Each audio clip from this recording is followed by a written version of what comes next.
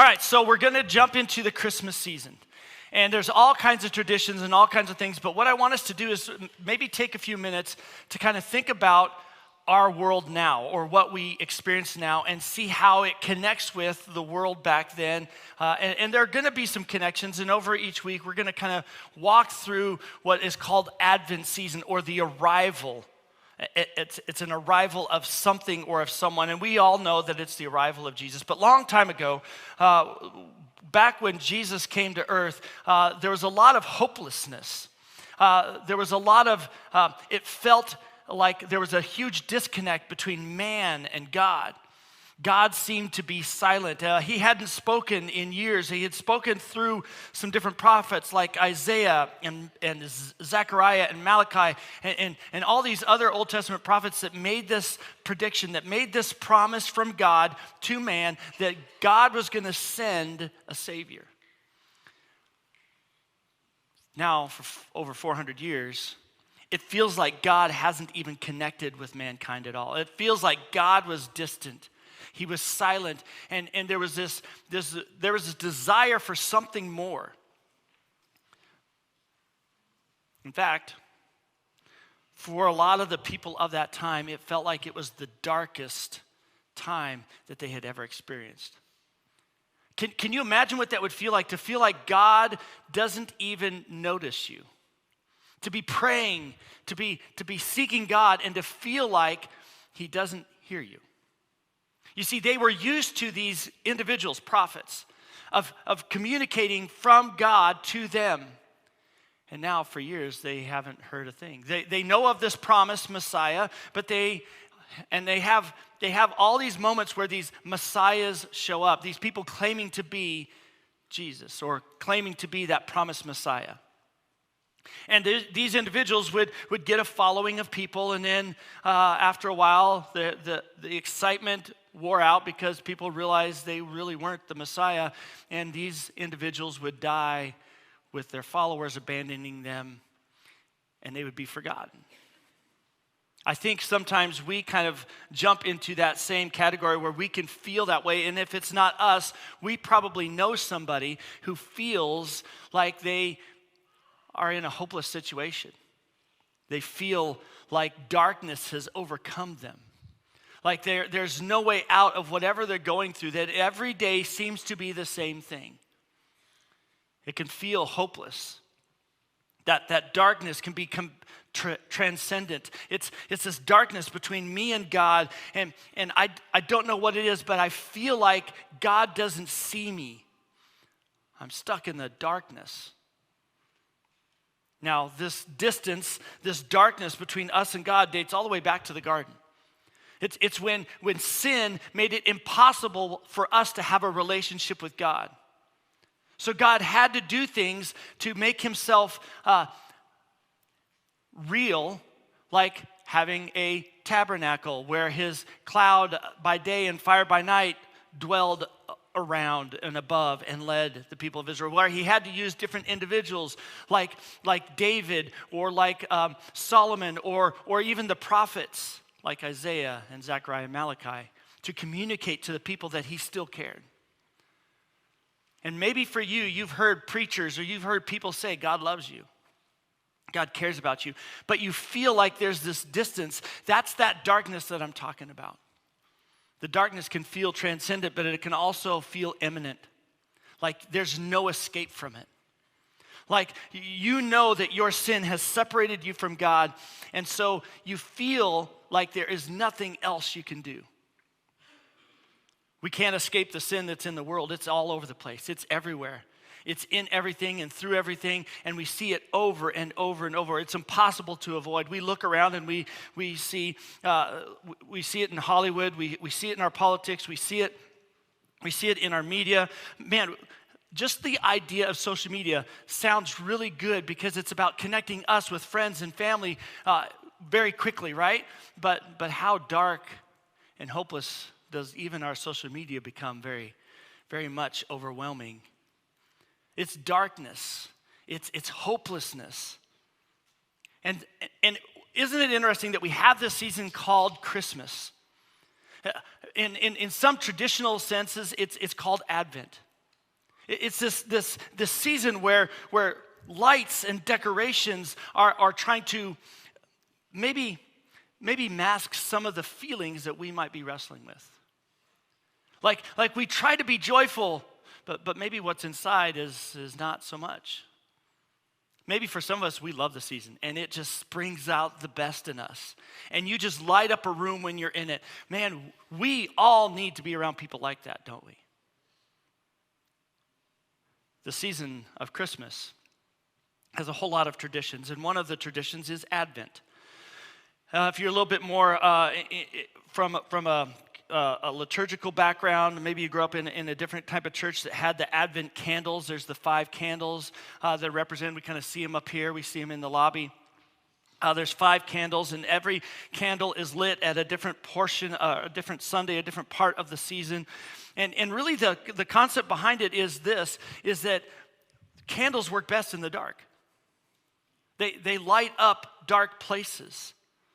And so isn't the imagery of just the season of us putting Christmas lights on our houses at night, lighting them up? I mean, you drive down streets and they are just more lit up than they were just a few weeks ago. And it's only weird if you keep your Christmas lights all year and you keep them on all year, then you're kind of the weirdo, right? But for some reason at the Christmas season, it's one of those things that we are just drawn to. We will get in the car with our kids or with our family, and we will go and drive and look at Christmas lights. Because there's something about light that just draws our attention. The word Advent means the arrival or an arrival, and we know it's the arrival of Jesus. But with the candles, there are basically 5 candles. 3 of them are purple. They represent hope and joy, hope and peace and love. And then there's a pink one that is usually lit on the 3rd Sunday of the month, and it represents joy. And then there's a white candle that represents Christ, and it's lit on Christmas Eve. And each of these candles represents something about the season that should draw our attention to them. It should be something about lighting up the darkest parts of our lives. Here's why. Because Jesus, the light, came to earth and did what only he could do. He did the impossible. He lit up our darkest moments. He brought light to our darkness. He brought hope to our hopelessness. And I don't think there's a better way to celebrate Christmas than with lights. I love the lights. I think it's my favorite part of the season. I could do without the glitter. And after playing with fairy lights, I could do without those now. Those are my next worst thing ever, is trying to untangle those stupid things. But there's something about light that just draws our attention, right? We spent the last year trying to experience the hope of Jesus.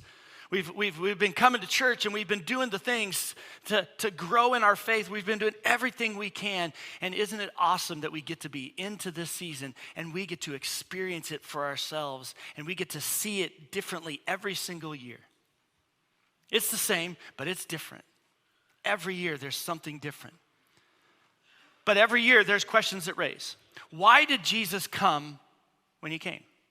Why did he have to come the way he came? Like what was the purpose of it? I mean, we get it, but there's got to be more to it. Like couldn't he come at a better time? Couldn't he come earlier or later? Why did he come? What was the main reason why he came? Well, we kind of know he came to save the world. But how does him coming 2,000 years ago, why does that matter to us today? How should that transcend or get through or illuminate our darkest moments right now? And so those are some of the questions we're going to talk about. And I want to take you to a passage that we have probably heard before. It's a famous Christmas passage. It is a prophecy from the prophet Isaiah. If you turn to Isaiah chapter 9, we're going to be looking at this over the next few weeks. We're going to be breaking apart this prophecy. Because what we want to do is we want to take some time to look through the eyes of this Old Testament prophet. That he saw how dark things were for Israel at the time. And God talking to him says, hey, I want you to give the people of Israel hope. I want you to give everyone on earth hope. And so God gives Isaiah this prophecy of what's going to take place. He doesn't give a time. He doesn't give all the details that Isaiah probably wanted. But he says some specific things to Isaiah that I think if we look at it through the eyes of Isaiah, we will begin to see what Isaiah saw. We will feel what he felt. We'll understand why he wrote this down, why this matters. So Isaiah chapter 9, and we're going to look at just one verse this week. We're going to go through this whole section 2 through 7, but this week we're going to just look at verse 2. It says this, that the people walking in darkness have seen a great light. A light has dawned on those living in the land of darkness. Now, whenever prophets would write things from God, they would write it the way that God told it to them. And there's a lot of language in there that is a lot of imagery. It's a lot of trying to draw people's attention and give them more understanding. And in our language today, in English, if we say the light is on, we get it, the light is on. But when they would write about it, they wouldn't just say the light is on, they would give it more poetic flavor. They would say something like, that lights up the darkness. It's like the dawn. It's the sun rising in the morning after a night of just dark. They would use very poetic language. And so we see the first part of this phrase, he says, the people walking in darkness. Have you ever tried to walk in the dark? If you have kids and they leave Legos on the floor, you get very angry. If you've ever stepped on a Lego or a Barbie shoe, oh my goodness. It's the worst, right? If maybe you're trying to be really quiet and you're walking in the house and you step on that stupid squeaky dog toy and the dogs start barking. And they get all excited. Maybe you're trying to walk through a room that you're not aware, that maybe you've been through 100 times, or maybe stuff has been moved around and you smack your shin on that coffee table. Ugh, painful, right? When I was about 5th or 6th grade, this is an embarrassing story. I was in about 5th or 6th grade. We had just moved into a house. We had been there for a little bit, but we weren't fully unpacked. And I had my bedroom downstairs, and I had a bathroom that was just off the side in the hallway. But my bedroom had a double bed in it. And my mom and dad, some friends of theirs, some kids that were in their, I think, late 20s by this point, that had been in his youth group decided to come visit us, and so they got to stay in my room, and so I had to get moved to the guest bedroom. My room was this nice, big, huge bedroom, but when I got moved to the guest room, it's this little tiny, maybe I felt like I was in a jail cell, 100, maybe if I'm lucky, 100 square feet of space. In that room was a single bed, and all along the room, all over the place, were all these boxes that we hadn't unpacked yet. And then there's this closet. So if I got out of bed, there's a closet right here, and it was one of those folding kind of closet door things, kind of weird ones. And then the door was this way. But when I was in my room, when I got up out of bed, I walked out this door to go to the bathroom. Well, it just so happened that one night I had to go to the bathroom really bad. And so I wake up, and I'm kind of in that weary, like kind of still sleepy mode, but I'm going to walk to the bathroom, and I walk and I run right into a box. I'm like, oh, box. And then I walk in, why can't I get through here? And all of a sudden, I don't know how I did this. All of a sudden, I find myself in the closet. I'm like this in the closet, having to go to the bathroom. And I'm trying to figure out where I'm at. And I can't open the door anymore because somehow I closed the door on myself. It's one of those swingy ones, one of those, I don't know. I'm stuck in there. I got to go. So I do what any boy would do. I went in the closet on some boxes. I don't know if we kept the stuff or not. And somehow I made it just fine back to my bed and went to sleep. And I don't know, my mom probably got up, came down and smelled something and probably, what happened in here? And I don't know if I even told her or not. She might be listening right now, and this is the first time she's ever heard of that. And so, that's who did it, right? And I think it's interesting because when I think about that story, our sin is kind of like that, isn't it? We find ourselves in the dark, and we don't feel like there's any way out. We don't feel like there's any way of getting out of what we're dealing with or what we're overwhelmed with. We feel like we can't hold back anymore. And so we just give in. And when we do, we know that what we're doing we shouldn't be doing. We should not be going to the bathroom in a closet. And yet we can't help it. And then we find ourselves ashamed, embarrassed. We find ourselves just hoping somebody else will clean up our mess. We find ourselves going, why couldn't mom just put a nightlight in the room? That is the story of Christmas. It's the story of Jesus saying, I know you feel like you're in the dark, but I'm coming to earth to give you a light. Look at what it says in the next part of this. People are walking in darkness, but they have seen a great light. Look at this. A light has dawned on those living in the land of darkness. If you think about it, the idea, the concept of the sunrise is incredible. I'm so glad we have night and I'm so glad we have day because we get to witness. This week I had a few times when I had to leave, drive and early somewhere. Or I got here early at the church on Sundays, Sunday mornings. I get here early before the sun rises, and when you see the sunrise, it's just different. It's something engaging that draws you in when you see that sunrise. Each day that the sun rises, it kind of gives us this idea that maybe today will be better than yesterday. And so when you think about what Isaiah is writing here, he's saying that these people have been walking around darkness and all of a sudden they see the sunrise. They see the sun. They see light. They didn't have lights like we have lights. They are in dark. And if the moon isn't out, it is really dark. And all of a sudden you see the sun and you know that light is coming, that warmth is coming with it. That's kind of the biblical idea of hope. What Isaiah is giving us is what hope looks like and feels like. When we think of hope, we kind of imagine it being kind of like something like a wish. Like when we think of hope, we probably think of like, well, if the genie would pop out of the bottle or if I just did the right thing, then I will get something in return. I will get what I need. I will get what I want.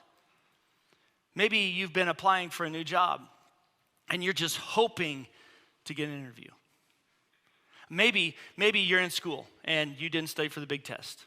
And you were hoping that you'll just pass with a good grade. Maybe you encourage your kids to go talk to Santa and tell him what they should get because they're good. And we all do this. We all have this in us. If we're just good enough, we'll get good back. The problem is our sin is separated us so much that it is impossible for us to do enough good to get what we deserve. In fact, what we deserve is judgment. Hope is not an optimistic wish. It's not having these good vibes of hoping that something good happens. It's not trying to project or trying to think about something enough that it becomes real. Hope in the Bible is much more rich and much more real than any of that. Hope is this. It comes from an understanding of the glory of God. Because of who God is, I trust that He is working when I cannot see.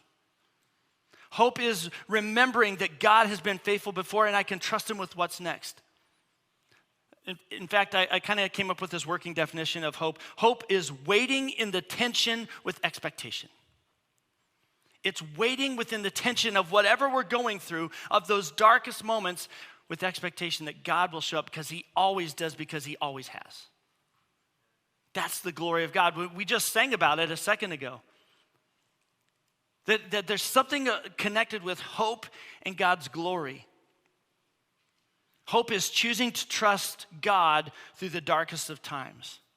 And when that light breaks through, in our darkest moments, we are drawn to that light and to the warmth of that light. And that's what Isaiah is trying to convey here in these verses. He's saying that these people were living in darkness, but a light has broke through and they see it and they are drawn to it. And they've got to just get close to it. See, for Isaiah, darkness symbolized judgment and the effects of our sin.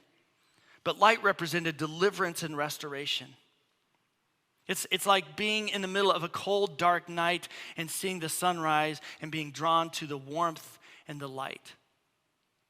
Malachi was another prophet who gave some prophecies about the coming Messiah. He says this, "But for you who know God, the Son of Righteousness will rise with healing in his wings." That imagery is just so rich. He's going to restore us. He will heal us what sin has broken. He will light our darkness that overwhelms us. And isn't that why we all come to church? Isn't that why we spend time reading the Bible? Isn't that why we spend time praying for each other? That we want to experience that light coming in and changing us. We are hopeful to restore our relationship with God, and so we do these things to help us. And they are amazing things, and we should be doing them as often as we can because we know that that's the kind of light that our soul needs.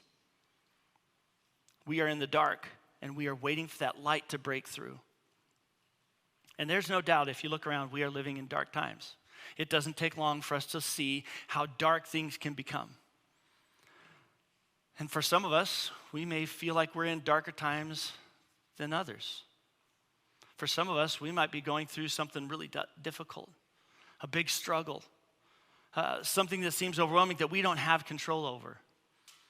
And the beauty of Christmas and the whole idea of hope is that we can, in the midst of that tension, we can rest, we can wait on God to show up at the perfect time in ways we could never expect. We look around and all we see is violence and injustice. It feels like the new social status currency is just being angry at something or someone. Everyone's got to be angry about something or someone. That's just like, you got to. And it feels so dark and overwhelming. And yet, when we get around to the Christmas season, we remember the hope, the light that shines through the darkness. So what's amazing about this is that Jesus comes to this hopeless little town, Bethlehem. A town that really didn't have a whole lot going for it. It was the birthplace of King David. But now it's just some dumpy little town outside of Jerusalem. Nothing going for it. Nothing exciting happening. It's just a town that's kind of hopeless, falling apart. And what's crazy is we're not the only ones waiting on hope. You got shepherds who are in a field, taking care of sheep that were specifically cared for and taken care of. When a baby lamb, these special shepherds, they were raising these sheep, and when a lamb was born, they would place it in a manger and make sure that it was all good. They couldn't let it even hit the ground because they didn't want it to be injured. It could not have a blemish on it. It could not have an injury. It could not have anything wrong with it. And so they would take this baby lamb as it comes out, and they would wrap it in swaddling clothes and lay it in a manger. Isn't that interesting? Somebody else had that happen. The only person we know of in history to be born this way, the same as a lamb. And yet here's these shepherds, and they're in the darkness of night, thinking, here's just another hopeless night. We're just waiting for the sun, and all of a sudden angels show up. That'd be amazing. We aren't the only ones waiting in hope, and the shepherds aren't the only ones. It was the angels. The angels were waiting in hope. They showed up, and what did they say? They said, "Glory to God in the highest." When I think of the word glory, I think of light. I think of bright colors. I think of something shining in darkness. And isn't it interesting that they use the word glory? Glory to God in the highest. God always keeps his promises. He deserves all the glory. But they aren't the only ones waiting with hope. We aren't the only ones waiting with hope. The shepherds aren't the only ones waiting with hope. While we're waiting, while we are all waiting with hope in God, we are also collectively hoping with God. God is hoping with us. He's hoping to be with us. He's with us in our hoping and our waiting on him, in our tension. It's his name, Emmanuel, God with us. It conveys that message of wanting to be with us. In the tension of our hope, in the darkness, the Savior had finally come. One of the most famous old-time preachers from centuries ago, Jonathan Edwards, he had this really cool quote. He said, "It was a great thing for the Creator to make the creature, but not nearly as great as the Creator himself to become the creature." Jesus came and dwelt among us. He became flesh, and he brought light to the world. There's a famous Christmas carol.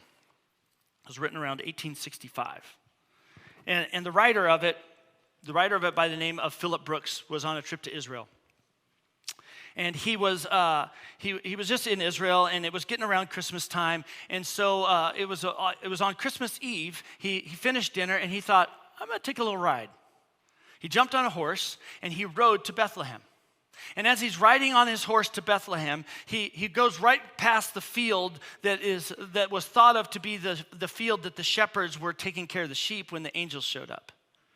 And he stops and pauses for a minute and just thinks about that moment.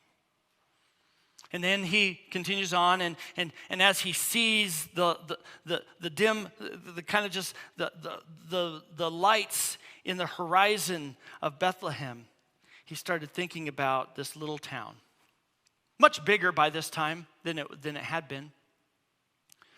But he starts imagining what it would have been like for Mary and Joseph to be arriving into this town, this little town.